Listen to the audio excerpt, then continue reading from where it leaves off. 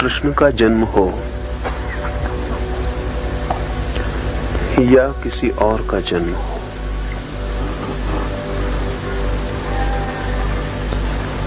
जन्म की स्थिति में बहुत भेद नहीं है।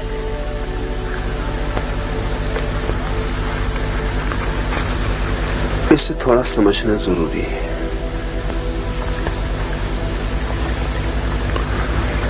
लेकिन सदा से हम भेद देखते आए हैं। वो कुछ प्रतीकों को न समझने के कारण। कृष्ण का जन्म होता है अंधेरी रात में, अमावस में। सभी का जन्म अंधेरी रात में होता है और अमावस में होता है। जन्म तो अंधेरे में ही होता है। असल में जगत की कोई भी चीज उजाले में नहीं जन्मती, सब कुछ जन्म अंधेरे में ही होता है। एक बीज भी फूटता है तो जमीन के अंधेरे में जन्मता है। फूल खिलते हैं प्रकाश में, जन्म अंधेरे में होता है। असल में जन्म की प्रक्रिया इतनी रहस्यपूर्ण है कि अंधेरे में ही हो सकती है। आपके भीतर भी जिन चीजों का जन्म होता है वो सब गहरे अंधकार में, गहन अंधकार में होती है। एक कविता जन्मती है तो मन के बहुत अचेतन अंधकार में जन्मती है, बहुत अनकॉन्शियस डार्कनेस में पैदा होती है। एक चित्र का जन्म होता है तो मन की बहुत अतल गहराइयों में, जहां कोई रोशनी नहीं पहुंचती जगत की, वहां होता है। समाधि का जन्म होता है, ध्यान का जन्म होता है तो सब गहन अंधकार में। गहन अंधकार से अर्थ है जहां बुद्धि का प्रकाश जरा भी नहीं पहुंचता, जहां सोच समझ में कुछ भी नहीं आता, हाथ को हाथ नहीं सूझता है। कृष्ण का जन्म जिस रात में हुआ, कहानी कहती है कि हाथ को हाथ नहीं सूझता था, इतना गहन अंधकार था। लेकिन कब कोई चीज जन्मती है जो अंधकार में ना जन्मती हो? इसमें विशेषता खोजने की जरूरत नहीं है, ये जन्म की सामान्य प्रक्रिया है। दूसरी बात कृष्ण के जन्म के साथ जुड़ी है। बंधन में जन्म होता है, कारागृह में। किसका जन्म है जो बंधन और कारागृह में नहीं होता है? हम सभी कारागृह में जन्मते हैं। हो सकता है कि मरते वक्त तक हम कारागृह से मुक्त हो जाएं, जरूरी नहीं है। हो सकता है हम मरे भी कारागृह में।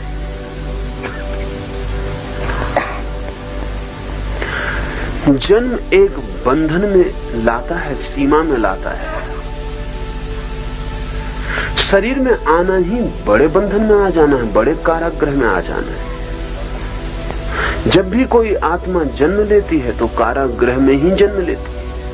लेकिन इस प्रतीक को ठीक से नहीं समझा गया। इस बहुत काव्यात्मक बात को ऐतिहासिक घटना समझ के बड़ी भूल हो गई। सभी जन्म कारागृह में होते हैं, सभी मृत्युएं कारागृह में नहीं होती। कुछ मृत्युएं मुक्ति में होती है, कुछ अधिक कारागृह में होती है। जन्म तो बंधन में होगा। मरते क्षण तक अगर हम बंधन से छूट जाएं, टूट जाएं सारे कारागृह, तो जीवन की यात्रा सफल हो गई है।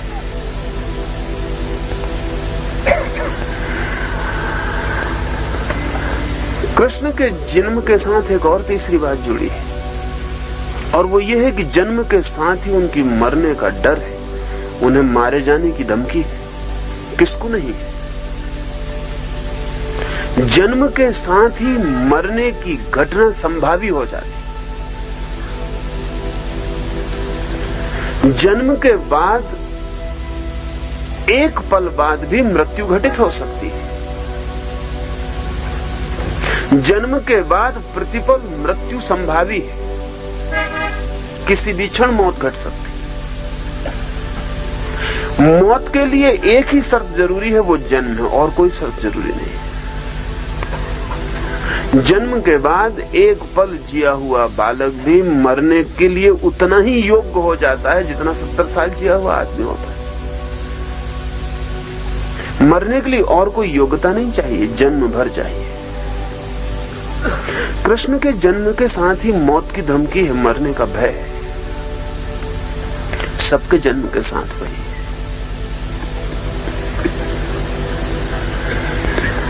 जन्म के बाद हम मरने के अतिरिक्त और करते ही क्या है? जन्म के बाद हम रोज रोज मरते ही तो हैं। जिसे हम जीवन कहते हैं वो मरने की लंबी यात्रा ही तो है। जन्म से शुरू होती है, मौत पे पूरी हो जाती है। लेकिन कृष्ण के जन्म के साथ एक चौथी बात भी जुड़ी है कि मरने की बहुत तरह की घटनाएं आती हैं, लेकिन वो सबसे बच के निकल जाते हैं। जो भी उन्हें मारने आता है वही मर जाता है। कहें कि मौत ही उनके लिए मर जाती है, मौत सब उपाय करती है और बेकार हो जाती है, इसका भी बड़ा मतलब है। हमारे साथ ऐसा नहीं होता। मौत पहले ही हमले में हमें ले जाएगी, हम पहले हमले से ही न बच पाएंगे। क्योंकि सच तो यह है कि हम करीब करीब मरे हुए लोग हैं, जरा सा धक्का और मर जाएंगे। जिंदगी का हमें कोई पता भी तो नहीं है, उस जीवन का हमें कोई पता नहीं जिसके दरवाजे पर मौत सदा हार जाती। कृष्ण ऐसी जिंदगी है जिस दरवाजे पे मौत बहुत रूपों में आती है और हार कर लौट जाती, बहुत रूपों में। वे सब रूपों की कथाएं हमें पता है कि कितने रूपों में मौत घेरती है और हार जाती, लेकिन कभी हमें ख्याल नहीं आया कि इन कथाओं को हम गहरे में समझने की कोशिश करें। सत्य सिर्फ उन कथाओं में एक है, और वो ये है कि कृष्ण जीवन की तरफ रोज जीतते चले जाते हो, मौत रोज हारती चली जाती। मौत की धमकी एक दिन समाप्त हो जाती। जिन जिन ने चाहा है, जिस जिस ढंग से चाहा है कृष्ण मर जाएं, वो ढंग असफल हो जाते हैं, कृष्ण जिए ही चले जाते हैं। इसका मतलब है मौत पर जीवन की जीत।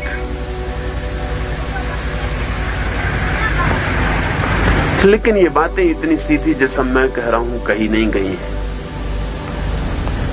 इतने सीधे कहने का पुराने आदमी के पास कोई उपाय नहीं था। इसे भी थोड़ा समझ लेना जरूरी है। जितना पुरानी दुनिया में हम वापस लौटेंगे उतना ही चिंतन का जो ढंग है वो पिक्चोरियल होता है, चित्रात्मक होता है, शब्दात्मक नहीं होता। अभी भी रात आप सपना देखते हैं, कभी आपने ख्याल किया कि सपनों में शब्दों का उपयोग करते हैं कि चित्रों का? सपने में शब्दों का उपयोग नहीं होता, चित्रों का उपयोग होता है। क्योंकि सपने हमारे आदिम भाषा है, प्रिमिटिव लैंग्वेज है। सपने के मामले में हम में और आज से 10,000 साल पहले के आदमी में कोई फर्क नहीं पड़ा। सपने अभी भी पुराने हैं, प्रिमिटिव है। अभी भी सपना आधुनिक नहीं हो पाया। अभी भी कोई आदमी आधुनिक सपना नहीं देखता है। अभी भी सपने तो वही हैं जो 10,000 साल 10 लाख साल पुराने थे। गुहा मानव ने एक गुफा में सो के रात में जो सपने देखे होंगे वही एयर कंडीशन मकान में भी देखे जाते हैं, उससे कोई और फर्क नहीं पड़ा है। सपने की खूबी है कि उसकी सारी अभिव्यक्ति चित्रों में है। अगर एक आदमी बहुत महत्वाकांक्षी है तो सपने में महत्वाकांक्षा को वो क्या करेगा? चित्र बनाएगा। हो सकता है उसके पंख लग जाएं और वो आकाश में उड़ जाए। सभी महत्वाकांक्षी लोग उड़ने का सपना देखेंगे। एम्बिशियस माइंड उड़ने का सपना देखेगा। उड़ने का मतलब है सबके ऊपर हो जाना। उड़ने का मतलब है कि कोई सीमा न रही ऊपर उठने की, जितना चाहो उठ सकते हैं। पहाड़ नीचे छूट जाते हैं, आदमी नीचे छूट जाते हैं, चांद तारे नीचे छूट जाते हैं और आदमी ऊपर उठता चला जाता है। महत्वाकांक्षा शब्द का उपयोग सपने में नहीं होगा, उड़ने के चित्र का उपयोग होगा। इसलिए तो हम अपने सपने समझने में असमर्थ हो गए, क्योंकि दिन में हम जो भाषा बोलते हैं वो शब्दों की है, रात जो सपना देखते हैं वो चित्रों का है। दिन में जो भाषा बोलते हैं वो 20वीं सदी की है, रात जो सपना देखते हैं वो आदिम। इन दोनों के बीच लाखों साल का फासला है। इसलिए सपना क्या कहता है ये हम नहीं समझ पाते। जितना पुरानी दुनिया में हम लौटेंगे, और कृष्ण बहुत पुराने, इस अर्थों में पुराने कि आदमी जब चिंतन शुरू कर रहा है, आदमी जब सोच रहा है जगत और जीवन के बाबत, अभी जब शब्द नहीं बने और जब प्रतीकों में और चित्रों में सारा का सारा कहा जाता है और समझा जाता है, तब कृष्ण के जीवन की घटनाएं लिखी गई हैं। उन घटनाओं को डिकोड करना पड़ता है, उन घटनाओं को चित्रों से तोड़ के शब्दों में लाना पड़ता है। इसीलिए ध्यान रहे कि क्राइस्ट का जीवन भी करीब करीब कृष्ण जैसा ही शुरू होता है, उसमें बहुत फर्क नहीं। इसलिए बहुत लोगों को तो यहां तक भ्रम पैदा हो गया था, अभी भी कुछ लोगों को है, कि क्राइस्ट हुए ही नहीं, ये कृष्ण की ही कथा है जो यात्रा करके और जेरूसलम तक पहुंच गई।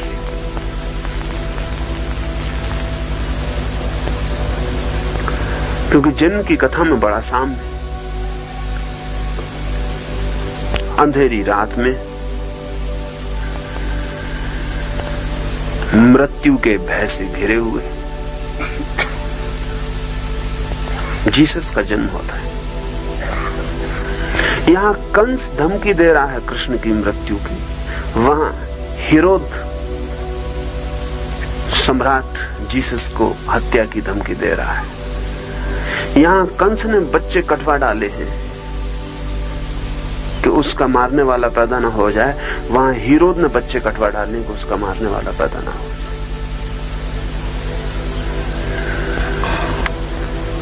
नहीं, लेकिन कृष्ण की कहानी क्राइस्ट की कहानी नहीं है।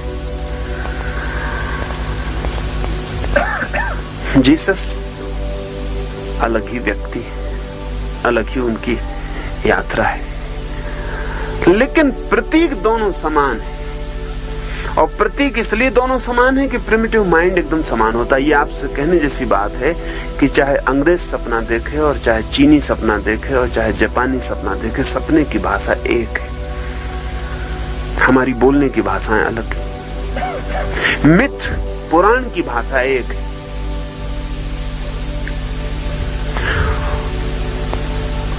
तो जो प्रतीक पुराने मन में उठे थे कृष्ण के जन्म के साथ जुड़ गए, वे ही प्रतीक जीसस के जन्म के साथ जुड़ गए।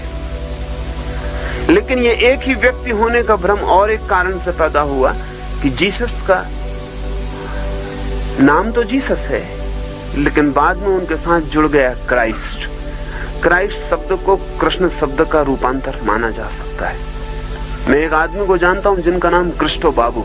मैं उनसे पूछा कि कैसा नाम, उनका नाम तो मेरा कृष्ण है, लेकिन अंग्रेजी में लिखते लिखते धीरे धीरे कृष्टो हो गया। आज हद हो गई बात। मैंने उनसे कहा कि आपको पता है कि कुछ लोगों का ये ख्याल है कि कृष्ण शब्द ही क्राइस्ट हो गया है। इसकी संभावना है।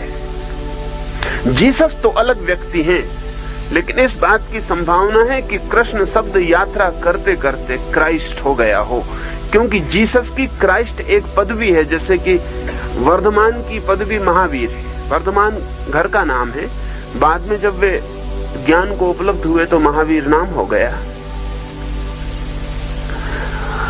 बुद्ध घर का नाम नहीं है, गौतम सिद्धार्थ घर का नाम है, जब वे ज्ञान को उपलब्ध हुए तो बुद्ध हो गए। जीसस घर का नाम है, जब वे ज्ञान को उपलब्ध हुए तो क्राइस्ट हो गए। अभी क्राइस्ट शब्द हो सकता है कि कृष्ण से ही गया हो, इसमें बहुत कठिनाई नहीं है, ये जा सकता है। लेकिन जीसस का व्यक्तित्व अलग व्यक्तित्व है। जन्म की घटनाओं में जरूर तालमेल है, उससे दो व्यक्ति हैं, वो एक नहीं है। जन्म की घटनाओं का तालमेल एक ही व्यक्ति का जन्म के कारण नहीं है। जन्म की घटनाओं का तालमेल एक ही तरह के अचेतन मन में पैदा हुए प्रतीकों का है। कार्ल गुस्ताव जुंग ने मनुष्य के मन के संबंध में एक बहुत अद्भुत खोज की है, जिस खोज को वो आर्च टाइप कहते हैं।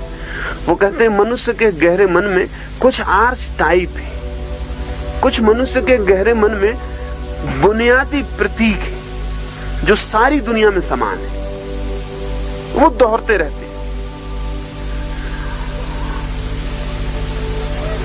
क्राइस्ट और कृष्ण के जन्म की कथा में वे ही प्रतीक दोहरे हैं। और मैंने जैसा कहा, इस जन्म की घटना को ठीक से समझें तो ये सभी के जन्म की घटना है।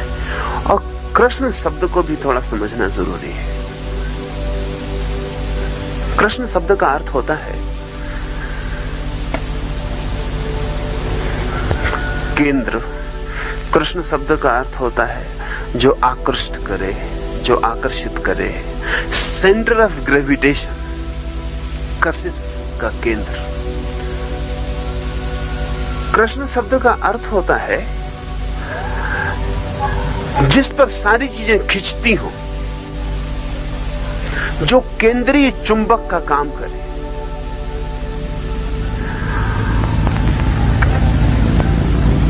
प्रत्येक व्यक्ति का जन्म एक अर्थ में कृष्ण का जन्म है, क्योंकि हमारे भीतर जो आत्मा है वो कशिश का केंद्र है, वो सेंटर ऑफ ग्रेविटेशन है जिस पर सब चीजें खिंचती हैं और आकृष्ट होती हैं। शरीर खिंच के उसके आसपास निर्मित होता है, परिवार खिंच के उसके आसपास निर्मित होता है, समाज खिंच के उसके आसपास निर्मित होता है, जगत खिंच के उसके आसपास निर्मित होता है। वो जो हमारे भीतर कृष्ण का केंद्र है, आकर्षण का जो गहरा बिंदु है, उसके आसपास सब घटित होता है। तो जब भी कोई व्यक्ति जन्मता है तो एक अर्थ में कृष्ण ही जन्मता है। वो जो बिंदु है आत्मा का, आकर्षण का, वो जन्मता है और उसके बाद सब चीजें उसके आसपास निर्मित होनी शुरू होती हैं। उस कृष्ण बिंदु के आसपास क्रिस्टलाइजेशन शुरू होता है और व्यक्तित्व निर्मित होते हैं। इसलिए कृष्ण का जन्म एक व्यक्ति विशेष का जन्म मात्र नहीं है, बल्कि व्यक्ति मात्र का जन्म है। अंधेरे का, कारागृह का, मृत्यु के भय का अर्थ है। लेकिन हमने कृष्ण के साथ उसे क्यों जोड़ा होगा? मैं ये नहीं कह रहा हूं कि जो कृष्ण की जिंदगी में घटना घटी होगी कारागृह में, वो नहीं घटी। मैं ये भी नहीं कह रहा हूं कि वो बंधन में पैदा हुए होंगे, वो नहीं हुए। मैं इतना ही कह रहा हूं कि वे बंधन में पैदा हुए हों या न हुए हों, वे कारागृह में जन्मे हों या न जन्मे हों, लेकिन कृष्ण जैसा व्यक्ति जब हमें उपलब्ध हो गया तो हमने कृष्ण के व्यक्तित्व के साथ वो सब समाहित कर दिया है जो कि प्रत्येक आत्मा के जन्म के साथ समाहित है। ध्यान रहे, महापुरुषों की कथाएं जन्म की हमसे उल्टी चलती हैं। साधारण आदमी के जीवन की कथा जन्म से शुरू होती है और मृत्यु पर पूरी होती है। उसकी कथा में एक सीक्वेंस होता है, जन्म से लेकर मृत्यु तक। महापुरुषों की कथाएं फिर से रिट्रोस्पेक्टिवली लिखी जाती हैं। महापुरुष पहचान में तो आते हैं बाद में, और उनकी जन्म की कथाएं फिर बाद में लिखी जाती हैं। कृष्ण जैसा आदमी जब हमें दिखाई पड़ता है तब तो पैदा होने के बहुत बाद दिखाई पड़ता है। वर्षों बीत गए होते उसे पैदा हुए। जब वो हमें दिखाई पड़ता है तब वो कोई 40-50 साल की यात्रा कर चुका होता है। फिर इस महिमामान, इस अद्भुत व्यक्ति के आसपास कथा निर्मित होती है। फिर हम चुनाव करते हैं इसकी जिंदगी का, फिर हम रीइंटरप्रीट करते हैं, फिर से व्याख्याएं शुरू होती हैं, फिर से हम इसके पिछले जीवन में से घटनाएं चुनते हैं, घटनाओं को अर्थ देते हैं। इसलिए मैं आपसे कहूं कि महापुरुषों की जिंदगी कभी भी ऐतिहासिक नहीं हो पाती, सदा काव्यात्मक हो जाती, पीछे लौट के निर्मित होती है।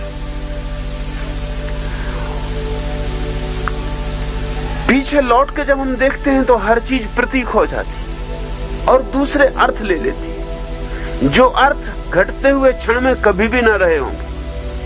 और फिर कृष्ण जैसे व्यक्तियों की जिंदगी एक बार नहीं लिखी जाती, हर सदी बार बार लिखती, हजारों लोग लिखते।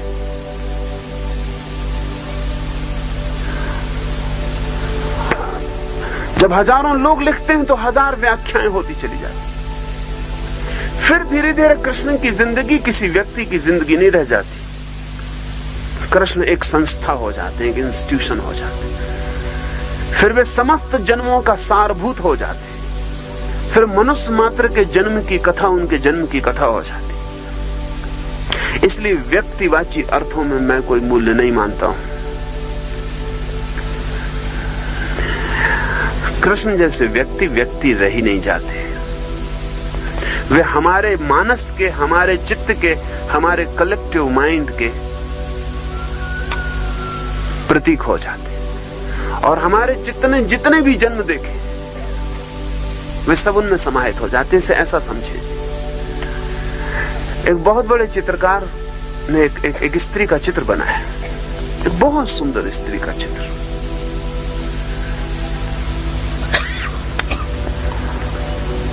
लोगों ने उससे पूछा कि ये कौन स्त्री है जिसके आधार पर इस चित्र को बनाया। उस चित्रकार ने कहा, ये किसी स्त्री का चित्र नहीं, ये लाखों स्त्रियां जो मैंने देखी सबका सारभूत है। इसमें आंख किसी की, इसमें नाक किसी की, इसमें ओंठ किसी के, इसमें रंग किसी का है, इसमें बाल किसी के। ऐसी स्त्री कहीं खोजने से नहीं मिलेगी। ऐसी स्त्री सिर्फ चित्रकार देख पाता है। और इसलिए चित्रकार की स्त्री पे बहुत भरोसा मत करना, उसको खोजने मत निकल जाना, क्योंकि जो मिलेगी वो नहीं साधारण स्त्री मिलेगी। इसलिए दुनिया बहुत कठिनाई में पड़ जाती है, क्योंकि हम जिन स्त्रियों को खोजने जाते हैं वो कहीं है नहीं। वो चित्रकारों की स्त्रियां हैं, कवियों की स्त्रियां हैं, वो हजारों स्त्रियों का सारभूत है। वो इत्र है हजारों स्त्रियों का, वो कहीं मिलने वाली नहीं। वो हजारों स्त्रियां मिलजुल के एक हो गई। वो हजारों स्त्रियों के बीच में से खोजी गई धुन है। तो जब कृष्ण जैसा व्यक्ति पैदा होता है तो लाखों जन्मों में जो पाया गया है उस सब का सारभूत उसमें समा जाता है। इसलिए उसे व्यक्तिवाची मत मानना, वो व्यक्तिवाची है भी नहीं। इसलिए अगर उसे कोई इतिहास में खोज करने जाएगा तो शायद कहीं भी ना पाए। कृष्ण मनुष्य मात्र के जन्म के प्रतीक बन जाते हैं। एक विशेष मनुष्यता के जो इस देश में पैदा हुई, इस देश की मनुष्यता ने जो अनुभव किया वो उनमें समा जाता है, जीसस में समा जाता है। किसी और देश का अनुभव वो सब समाहित हो जाता है।